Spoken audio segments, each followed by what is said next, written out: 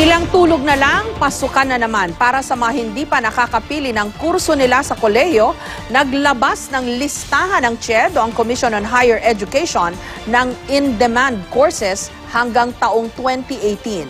Live mula sa Quezon City, may report si Bam Alegre. Bam? Jessica, lipas ng araw yung panahon na in-demand yung nursing at HRM. Ngayon, doon sa bagong listahan nga ng CHED, ito yung mga bagong career na in-demand. Narito ang ulat. Sa mga estudyanteng hindi pa nakakapagdesisyon kung anong kurso ang kukunin sa kolehiyo, payo ng Commission on Higher Education pagpilian daw ang iba't ibang priority college course sa mga larangan ng agrikultura, engineering, science and math, information technology o IT, teacher education, health and sciences maliban sa nursing, arts and humanities, social and behavioral sciences, business administration, architecture, maritime at communication. Sa mga kursong ito, mas mataas daw ang tsansa magkatrabaho agad kahit hanggang 2018.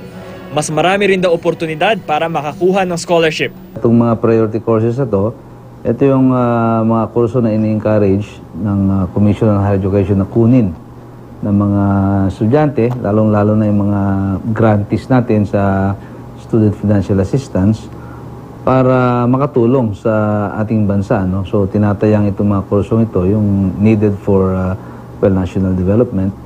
Kung talagang hirap naman makapili, malaking tulong daw ang career counseling. Ayon sa isang counselor, higit sa napupusuan mong interes, mahalaga ring babagay sa iyong personalidad ang pipiliing karera. Take test, yung aptitude achievement test nga, maraming klase yan, para ma-guide ka ng counselor. Yung career counselor, maraming ginagawa yan, not just telling you what you should take. They will help you write your resume, give you the market, kung ano saan yung mga trabaho. Pero kung ang ilan may pagkakataong pumili ng kurso, may ilang humihinto sa pag-aaral o kaya hindi man lang nakakatungtong sa paaralan. Sa datos ng National Youth Commission, mahigit 4 na milyon ang out-of-school youth sa Pilipinas. Kaya sa pagtutulungan ng pamahalaan at private sector, inilunsad ang Zero Tambay campaign ng programang Abot Alam para tukuyin kung ilan ang out-of-school youth sa isang komunidad. Pakain nito mabigyan ng pantay na pagkakataon ng mga out-of-school youth na makabalik sa pag-aaral kahit overage na o di kaya mabigyan ng training para makapagtrabaho ng marangal. Yung pag-aaral kasi sa tingin natin karapatan ito eh. Diba? Yung karapatan ng pag-aaral dapat mabigay sa bawat kabataan. At sana tayo, ang pakay natin ay hikayatin ang lahat ng kabataan na sabihin astig yung pag-aaral. Tatapusin natin to and pag mabigay itong karapatan sa kanila, naniniwala kami na it will equal the playing field. Jessica, dito sa mga scholarships, dun sa mga priority courses, usually may test na kailangan i-take at kapag nakapasa, maaaring makapili rito ng priority course. Meron din namang study now, pay later, ma'am. Okay, gusto ko lang ulitin, Bam, yung mga courses na in-demand, no? Kasi matagal nang out yung nursing at yung HRM dahil kasalukuyan pong mayroon tayong sobrang nursing graduates na kung di ako nagkakamali ba, may umaabot ng 300,000. So ito po yung mga fina-flash po uli namin, no?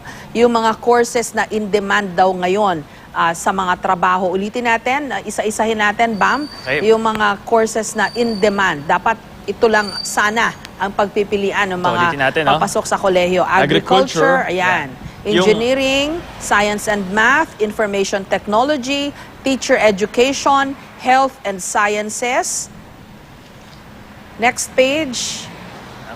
So, ma'am, dagdag ko na yung agriculture, hindi yan, tanggalin na raw yung misconception na para lang yun sa mga nagsasaka. Dahil napaka-promising daw na field nito, lalo't ang Pilipinas sa isang agricultural na bansa. Ito po yung iba pa, Arts and Humanities, Social and Behavioral Sciences, Business Administration, Architecture, Maritime at Communication. Communication kasama tayo rito sa broadcast industry. At madagdag din natin, meron din yung may particular demand dito sa Metro Manila, library science, pati astronomy para doon sa mga gusto maging weather forecast at maging criminology, nabanggit na natin sa previous stories, may demand para sa mga pulis. Alam ko, naalala ko yung agriculture. Sinasabi sa akin ng mga taga-UP Los Baños nung bago mag-graduation na ang taas daw ng demand for agriculturists. Kasi hindi porket graduate ka niyan, magtatrabaho ka sa farm, no? Maraming opportunities yan sa food, sa technology, sa research, etc., etc. Then mayaman din talaga yung potential dito sa Philippines para mag-develop ng iba't ibang mga agricultural breakthroughs, ma'am. Maraming salamat sa iyo, Bam Alegre.